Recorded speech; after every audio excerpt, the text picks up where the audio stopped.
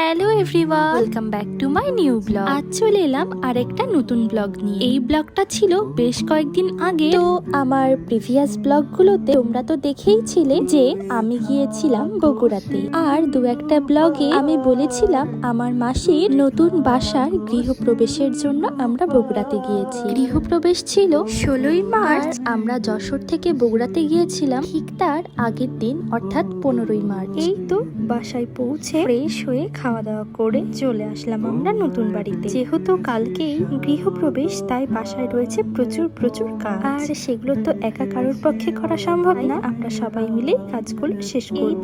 চলে গেলাম এখন একটা বৌদির বাসা। কালকে হোমযজ্ঞ হবে, তার জন্য লাগবে এই হোমের ট্রেটা, এটাই নিতে গিয়েছিলাম। আর বাসায় এসে দেখি যেখানটায় নারায়ণ পূজা হবে এখানে রূপা দিদি ফেব্রিক্স দিয়ে আলপনা দিচ্ছে, আর অন্যদিকে পূজা দিদি রান্নাঘরে এই রাঙ্গোলিগুলো দিয়েছে। তোমরা এখন যে ছোট ছোট হাঁড়িগুলো দেখতে পাচ্ছ, এগুলো কিন্তু একটা নিয়ম, মানে এই হাঁড়িগুলোর ভেতরে চাল, ডাল, লবণ, হলুদ, চিনি এগুলো রাখতে হয়। মূলত ভান্ডার ঘরে রাখাই নিয়ম। যেহেতু নতুন বাড়িতে আলাদা করে কোনো ভান্ডার ঘর নেই, তাই এগুলো রান্নাঘরেই রাখা হয়েছে। যাই হোক, এরপর আমি সিঁড়ির রেলিং গুলোতে ফিশিয়ার ফুল দিয়ে সুন্দর করে সাজিয়ে নিলাম।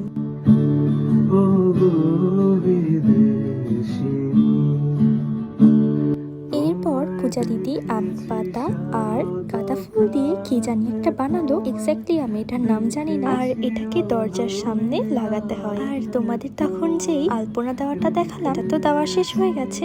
এখন ভাই ঠাকুর ঘরের সামনে ফুল দিয়ে একটু ডেকোরেশন করে দিচ্ছে। সবাই মিলে কাজগুলো করতে কিন্তু বেশ মজাই হয়। আমরা আবার এর মাঝে একটু টিভিতে গান চালিয়ে দিয়ে কাজ করছিলাম।